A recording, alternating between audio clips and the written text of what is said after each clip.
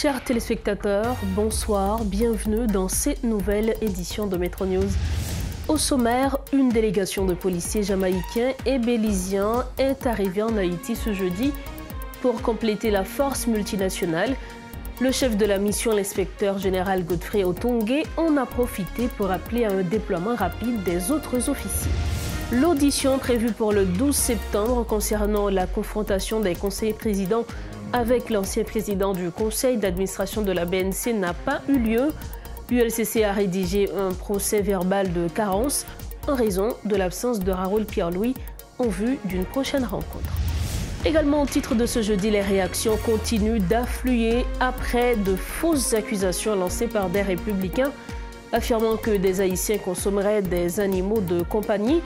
Le gouvernement haïtien a fermement condamné cette campagne de déshumanisation de ses citoyens.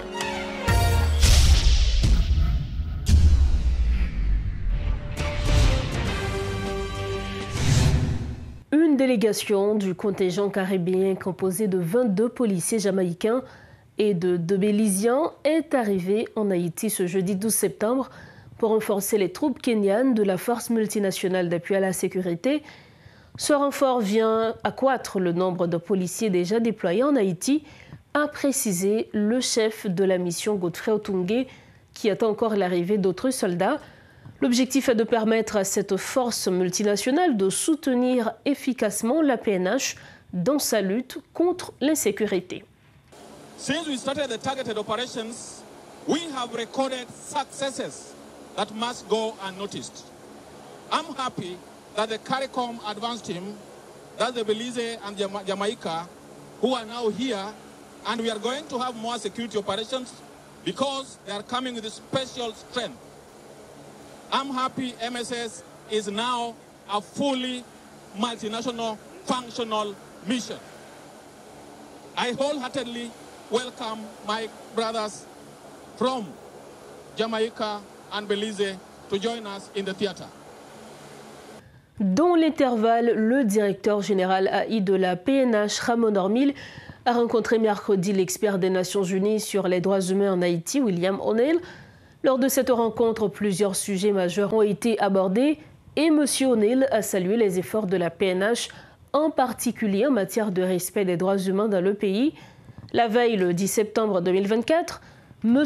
Normil avait également rencontré Miroslav Djenka, sous-secrétaire général aux affaires politiques des Nations Unies à Tabar. Leur discussion portait sur la sécurité nationale et le renforcement des capacités de la PNH. À la fin de cette réunion, M. Normil a réaffirmé l'engagement de la PNH à rétablir l'ordre et la paix sur l'ensemble du territoire haïtien. Et pour plus de détails, notre collaborateur Richie Fortuné, qui a été à l'aéroport international Toussaint Louverture, est sur le plateau avec nous ce soir. Bonsoir Richie. Bonsoir Rose-Berline, bonsoir à toutes et à tous. Comme on vient de le dire, un nouveau contingent formé de policiers jamaïcains béliziens est arrivé en Haïti ce jeudi. Vous étiez à l'aéroport international Toussaint Louverture. Comment décrivez-nous l'ambiance? En effet, et d'entrée de jeu, Rose-Berline, il faut préciser que c'est un 3e contingent qui est arrivé en Haïti dans le cadre de la mission multinationale d'appui à la sécurité. Et cette fois-ci, ce ne sont pas des Kenyans, mais des Jamaïcains et des Béliziens, ce qui marque le début du déploiement des troupes caribéennes qui viendront justement compléter l'effectif de cette force étrangère. Donc on peut dire que ce contingent est arrivé dans le pays après plusieurs heures d'attente et véritablement, et il a été accueilli par le chef de la mission en Haïti. On parle du général Godfrey Otongué en compagnie du directeur général de la police nationale, en l'occurrence directeur Ramon Normil.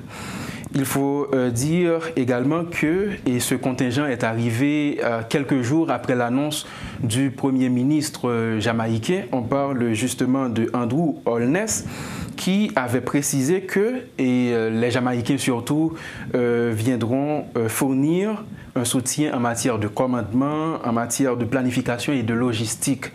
Et ce qu'on peut dire aussi, c'est que avant même que policiers avec soldats ça arrivé, tu as gagné des curieux et des gens qui travaille surtout dans le parage aéroport, qui était là, a essayé de faire des commentaires et a dit est-ce que finalement, et gagnons l'autre catégorie de monde qui pral venir dans mission ça qui pas et Kenya.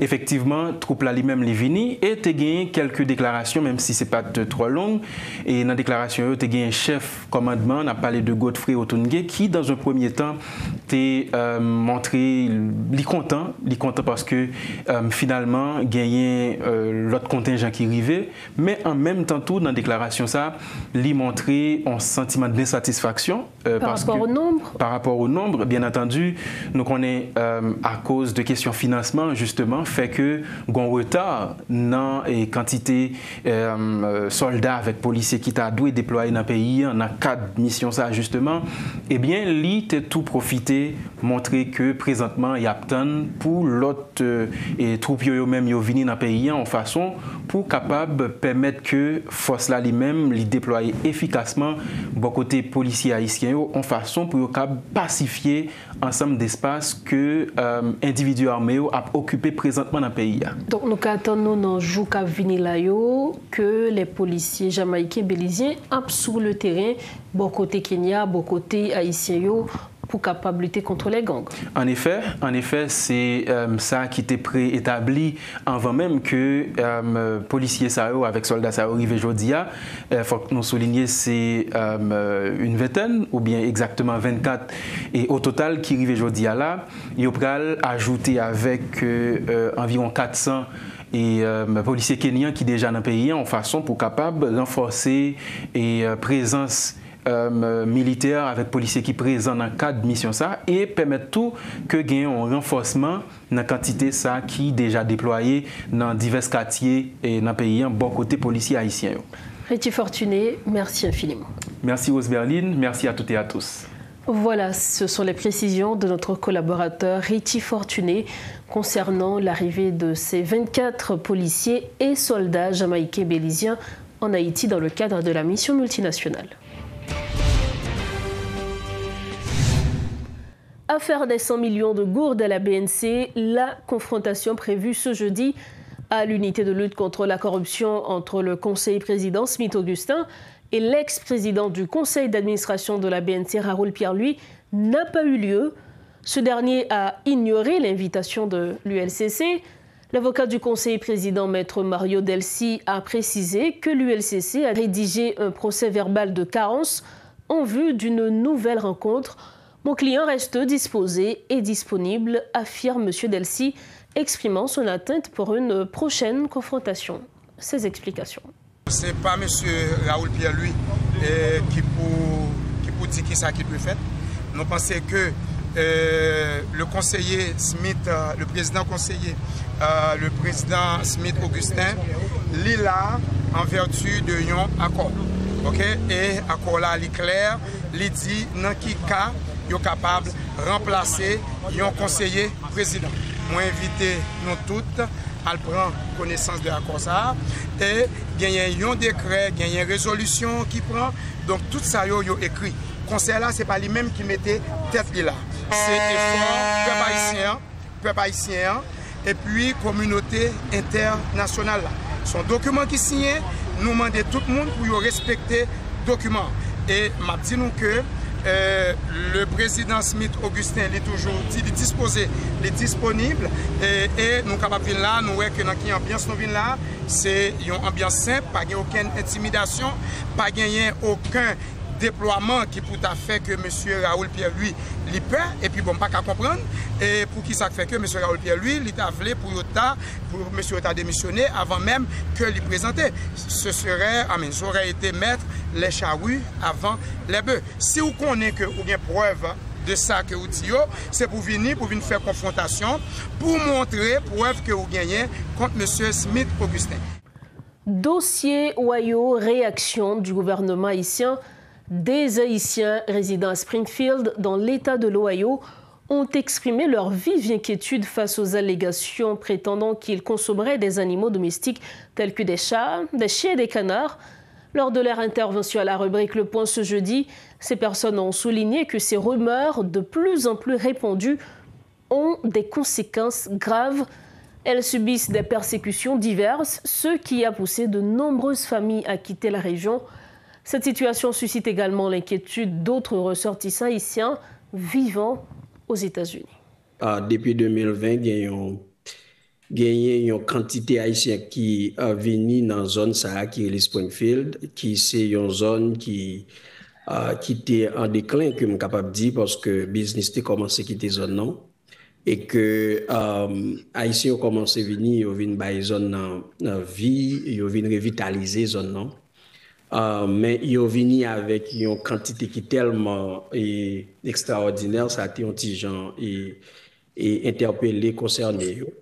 Donc, par rapport à la pression que nouveau et des quantités haïtiennes ça mettaient sur le système santé et éducation, tout un série de bagailles. Donc, mais aussi haïtiens sont là pour contribuer dans l'économie zone.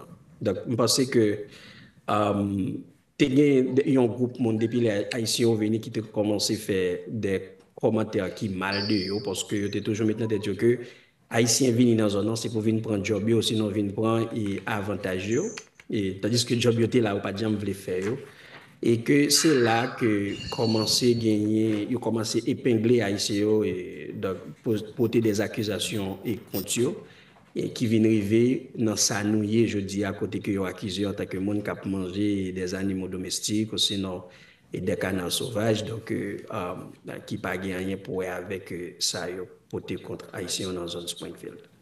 Donc, ce sont accusations qui ne sont pas datées d'aujourd'hui. Et alors, normalement, les moins dit pas daté d'aujourd'hui, il y a des rumeurs qui ont couru sur ça, mais moi-même, je parlé avec représentants zone, il n'y a pas normalement aucun rapport sur ça. Et organisation nous ont essayé de travailler parce que si il y a des choses comme ça qui fait dans la zone, moi-même si on a un monde qui t'a connaît, quel que soit bagay qui mal haïtien fait dans la zone, il y a toujours porté lié attention pas moins à cause de nos organisation à but non lucratif qui est les Haitian Community Help and Support Center qui est dans la zone. Donc, et pas jamais gagné un fait qui reportait que haïtien l'État normalement il prend pas dans genre d'activité. Grand pile parle pile depuis combien de temps qu'a parlé de haïtien mal spécialement et Divine Pichot le que on accident est causé de en machine haïtien qui a conduit et puis frappé en school bus côté un petit monde est mort la dernière. So t'as fait un peu parler pile la question ça. So, depuis là, ça a moins commencé à plus causer sur Haïtiens qui ont des problèmes de circulation, leur conduit dans la rue, etc. Mais elle avait déclenché et de temps à autre. Très préoccupé de la situation qui passe l'autre bois. D'ailleurs, c'est un problème haïtien et demander les nécessaires pour tout Haïtien en fait mettre ensemble et adresser la situation ça comme ça, comme le nécessaire. La raison, c'est que l'absurde. Nous connaissons Haïtien pas manger chien. Et nous connaissons tout que c'est une manière pour que un parti républicain qui naturellement fait tout ça capable de connaître à un moment on a parlé là pour être capable de gagner pouvoir. Et c'est une manière tout il y a voyé ça a pensé en pile monde dans le parti républicain remet savoir il y aura pas remet immigration, il y a pas remet immigrants et haïtien c'est un peuple noir et nous connaissons tout c'est ça son tactique. Son tactique d'ailleurs, de son ancien tactique, il juste répété à nouveau, mais c'est un paragraphe dans l'ancien livre, racisme qui répète on le prend encore. Alors l'essentiel maintenant, c'est pour nous faire bien attention, parce que ça est capable de mener avec une série de monde qui utilisent les moments ça, utilisent rhétorique ça, pour violer la loi. Ici, mais aussi pas oublier que son pays, son côté, en pile monde gagne des armes là dedans ça arrive que citoyens utilisent les moments ça avec rhétorique ça pour faire abus ou bien encore même crime sur haïtien qui vivent dans zone ça et tout côté sous terre. Donc faut faire bien attention, faut prendre ça au sérieux. C'est bon bagage pour nous jouer et encore une fois moi me dit que quel soit côté sous groupe là, il est important pour faire le temps de voir dans moment ça. Toujours dans le chapitre des réactions, la ministre des Haïtiens vivant à l'étranger, Dominique Dupuis, a condamné cette campagne de déshumanisation et appelé à l'unité de la diaspora haïtienne. Du côté des militants en faveur des droits humains, le groupe d'appui aux rapatriés et réfugiés GAR dénonce lui aussi cette campagne calomnieuse qui vise à ternir l'image des Haïtiens aux États-Unis et exprime une vive inquiétude face à la résurgence de discours xénophobes et racistes contre la communauté haïtienne à Springfield, dans l'Ohio. Toutefois, aux États-Unis, le gouverneur de l'Ohio, Mike DeWine, bien que formellement opposé à ces accusations, a décidé d'allouer 2,5 millions de dollars pour soutenir Springfield face à l'afflux de migrants haïtiens et d'envoyer des troupes supplémentaires. Le GAR appelle les autorités haïtiennes à défendre leurs compatriotes et à renforcer la protection des migrants haïtiens. Depuis la diffusion de ces rumeurs, la communauté haïtienne vit dans la peur, exacerbée par des allégations infondées concernant des vols et des actes de brutalité. La police de Springfield a réfuté ces accusations, précisant qu'aucune plainte n'a été enregistrée. Le GAR souligne que la communauté haïtienne contribue positivement à l'économie américaine et demande aux autorités américaines de garantir la sécurité et les droits des migrants haïtiens. Nous sommes au terme de cette édition. À votre partir, le rappel des titres à la une de ce soir. Une délégation de policiers jamaïcains et béliziens est arrivée en Haïti ce jeudi pour compléter la force multinationale. Le chef de la mission, l'inspecteur général Godfrey Otungue, en a profité pour appeler à un déploiement rapide des autres officiers. L'audition prévue pour le 12 septembre concernant la confrontation des conseillers présidents avec l'ancien président du conseil d'administration de la BNC n'a pas eu lieu. L'ULCC a rédigé un procès verbal de carence en raison de l'absence de Raoul Pierre-Louis en vue d'une prochaine rencontre. Et puis les réactions continuent d'affluer après de fausses accusations lancées par des républicains affirmant que des Haïtiens consommeraient des animaux de compagnie. Le gouvernement haïtien a fermement condamné cette campagne de déshumanisation de ses citoyens. Voilà ce qui met un terme à cette édition de Métro News. Merci infiniment de votre attention, chers téléspectateurs. Restez branchés Métropole. Bonsoir.